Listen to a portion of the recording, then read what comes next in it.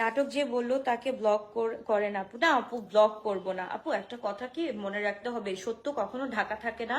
সত্য এটা আমি বলি বা অন্য কেই বলুক না কেন, আল্লাহ না একদিন সত্যের জয়টা সবসময় করে দেয়। সো এইটা না মুখে বলা আর ইয়েটা তোমরা অবশ্যই, যেহেতু এই জিনিসটা আমি বলছি, অবশ্যই অবশ্যই একদিন না একদিন তো এটা দেখবা যে কোনটা সত্য ছিল কোনটা মিথ্যা ছিল। আর আপু কি বলছে, সত্যি বলছি না মিথ্যা বলছি, এইটা তো জাস্ট সময়ের অপেক্ষায় আছি। সবকিছু তো নাটক সিনেমার মতো না যে একদিনেই সবকিছু হয়ে যাবে।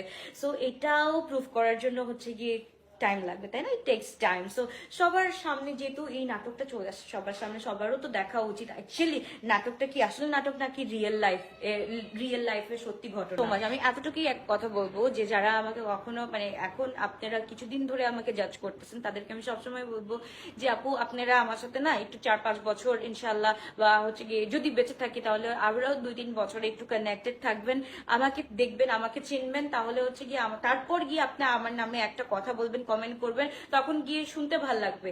যে আমাকে চিনেই না, হঠাৎ করে যদি সে আমাকে কমেন্ট করে বসে, তো এই জিনিসটা না মানে হুট করে আমার জন্য অনেক খারাপ লাগে।